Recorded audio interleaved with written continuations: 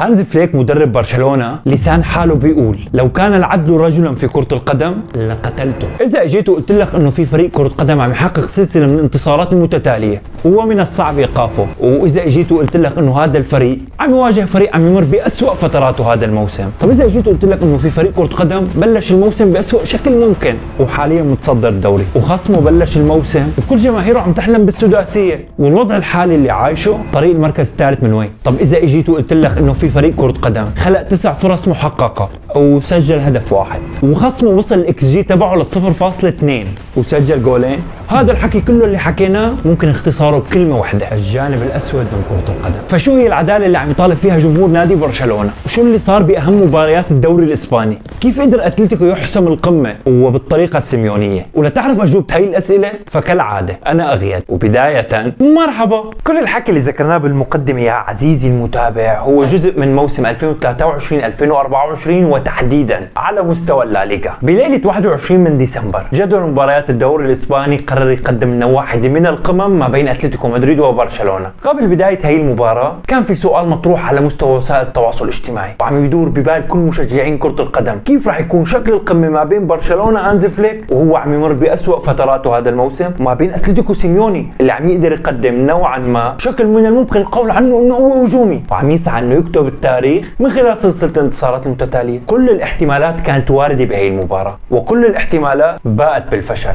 المباراة وعلى عكس كل ما توقع الجميع انه سيميوني يكون فيها هو المبادر ويحاول يضغط برشلونة اللي عم يمر بفترة نفسية كثير سيئة. وفي حال انت كنت احد مشجعين نادي برشلونة او مهتم بالشأن الكتالوني فانت بتعرف انه هانز فليك كانت واحدة من الامور اللي شاغلة باله طول هذا الموسم ومن خلال تصريحاته الحالة النفسية للاعبين.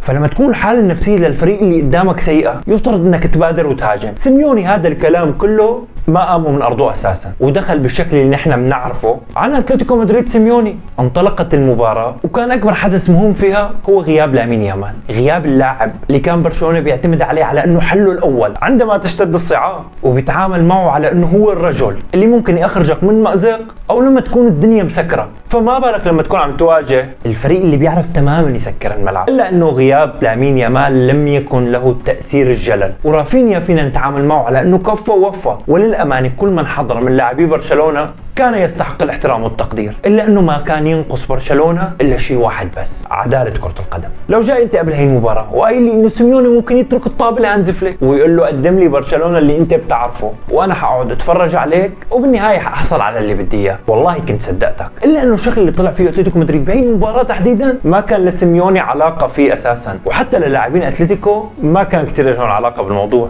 اتلتيكو مدريد وقف عاجزا وعم يتابع المباراة مثلي ومثلك، بس في فرق صغير: لاعبين اتلتيكو مدريد ما كانوا عم يحطوا لايكات للاعبين نادي برشلونة. فحط لايك وخلينا نكفي الفيديو. شوط اول صال وجال فيه نادي برشلونة وقدر يقدم كل انواع الضغط اللي نحن بنعرفه عن هانز فليك. احدى مقولات عمك توماس مولر انه هانز فليك بيعتمد بالضغط على مبدأ السلسلة والكل بده يضغط حتى تنفجر قدماه. هانز فليك واحد من الرجال المؤمنين بالضغط، ونادي برشلونة خلال اول شوط قدم واحدة من افضل اشكال الضغط اللي ممكن يقدمها فريق كرة قدم على خصمه. كنا عم نشوف اتلتيكو مدريد تعاجز لا حول له ولا قوة، وكانت مباراة من طرف واحد. لاعبين اتلتيكو مدريد كانوا عم يتعاملوا مع الكرة على انها قنبلة موقوتة والكل خايف تنفجر بين رجليه. جاليجر، وفي كلمة كثير ببالي حاب وجهها له لكن من الصعب انه يوتيوب يحترمها اساسا. انا واثق وبعيدا عن الارقام انه قدم واحدة من اقل الاحصائيات المتعلقة بالتمريرات الصحيحة. في كل مرة كان اتلتيكو مدريد عم يحاول يستخلص الكرة من برشلونة عم يرجع ياخذها. عمليا برشلونة قدم واحد من افضل اشواطه ان لم يكن الافضل اساسا هذا الموسم،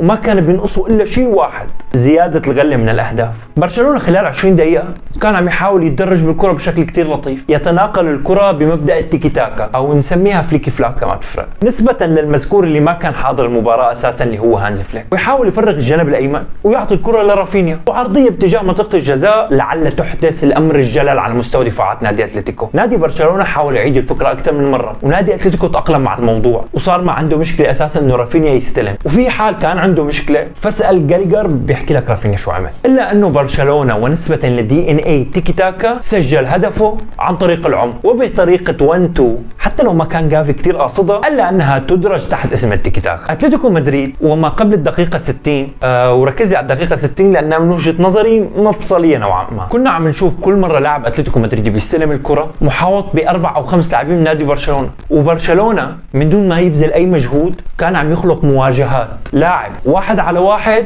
وهي واحده من اخطر الاشياء بكره القدم.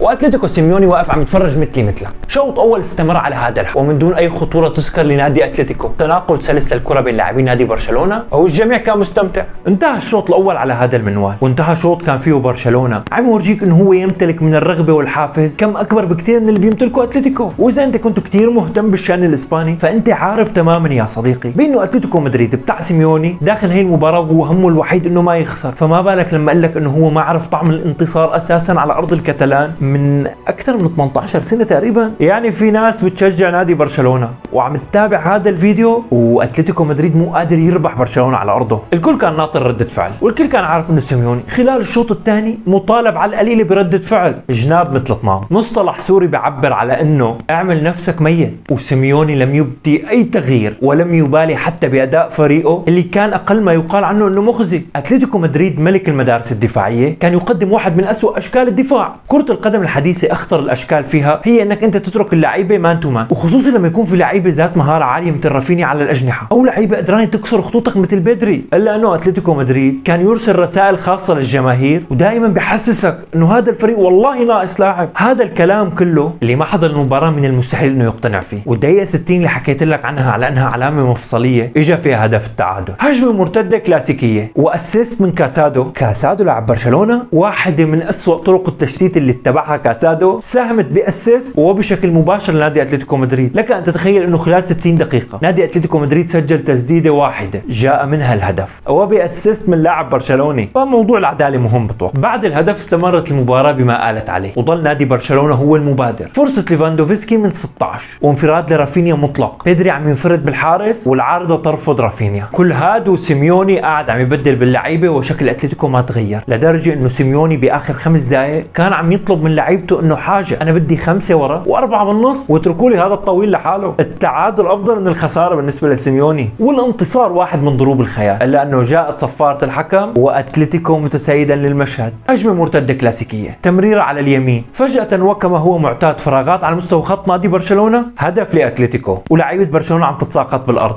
الحكم ازل الستار على واحده من اكثر المباريات الغير عادله على مستوى كره القدم. بعد نهايه المباراه انا كنت حزين على شيء واحد بس، المشجع البرشلوني. كل الاشياء من الممكن التعامل معها بكره القدم، من الممكن انك انت تلاقي لاعب وتلومه، ومن الممكن انك انت تلوم مدرب على سوء التشكيله اللي حطها. لك يا اخي التسرع ببعض الاحيان من الممكن انك انت تمسكه كعذر، الا انه كره القدم كن مو حاببتك انك انت توقف على رجليك فتلك مصيبه ما حدا فينه يساعدك فيها. ما ينقص برشلونه هانز فليك، وبعيدا عن غياب نجمه الاول هو التوفيق. لجميع الاشخاص اللي ما بتعرفني انا شخص غير محب تماما لنادي برشلونه، الا انه ما حدث في مباراه اتلتيكو بخليك تتاكد تماما بانه العداله هي مطلب حقيقي للجميع. لكن مع الاسف اللعبه اللي الجميع بيحبها هي لعبه غير عادله. هانز فليك من بدايه استلامه لنادي برشلونه كان قادر يطلع منهم افضل ما يمتلكون، ومن بدايه استلامه لنادي برشلونه كان قادر يشتغل على الروح اللي ظهرت بهي المباراه، وخلت فريق عم يواجه فريق بحاجه 3 نقاط لحتى يتصدر الدوري، وبالرغم من انه عم يمر باسوء ظروفه قدم شكل افضل بكثير من اتلتيكو مدريد، لربما يقدم واحده من افضل نسخه. وصدقني عامل الروح هو اللي فرق بشكل كثير كبير مع نادي برشلونه. هانز فليك من بدايه مجيئه لنادي برشلونه كان عم يتغنى باللمسيه، وقبل توقيعه للعقد ارسل مساعدينه لحتى يشوفوا وضع مواهب نادي برشلونه في ظل سوق انتقالات سيء حيمر فيه النادي، وكانت التقارير جميعها ايجابيه، بعيدا عن الغلط اللي ارتكبه كاسادو، وبعيدا عن المتعه اللي بيقدمها بدري اليوم، وبعيدا عن جوده الاداء الدفاعي اللي بيتعامل معها كوبارسي، الا انه برشلونه يثبت بانه من الممكن انه تتغير كل الظروف اللي حواليه، ومن الممكن انه ما يقدر يحصل نقاط بتلك السهوله اللي كان عم يحققها ايام الامجاد، من الممكن انه يمر بفترات كثير سيئه، لكن من غير الممكن انه مدرسه نادي برشلونه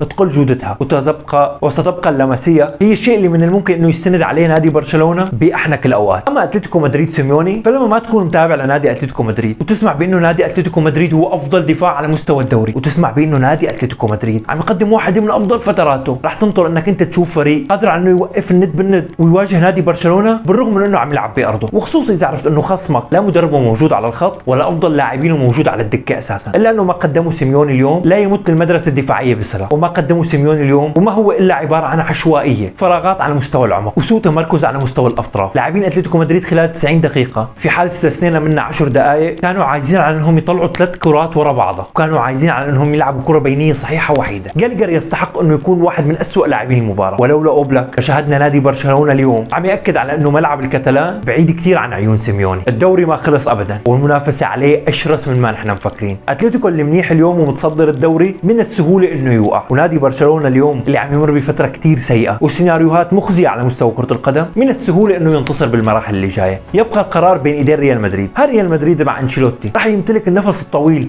لحتى ينافس هي الانديه نشهد صراع ثلاثي على مستوى الدوري الاسباني، ولا حيبقى الحظ معاند نادي برشلونه وحيبقى ريال مدريد متمسك بمبادئه؟ طالما برشلونه عم يخسر انا راح اخسر، وما في مشكله انه نهدي سيميوني دوري جديد على شكل جائزه ترضيه. هذا كل شيء انا كنت حابب احكيه عن موقعات اتلتيكو مدريد وبرشلونه. اتمنى منك انك تسكن لي رايك تحت في الكومنتات وتحط لي لايك وشير وسبسكرايب. سبسكرايب كثير مهم، وبشوفك بحلقه جديده من فوتبول ستان.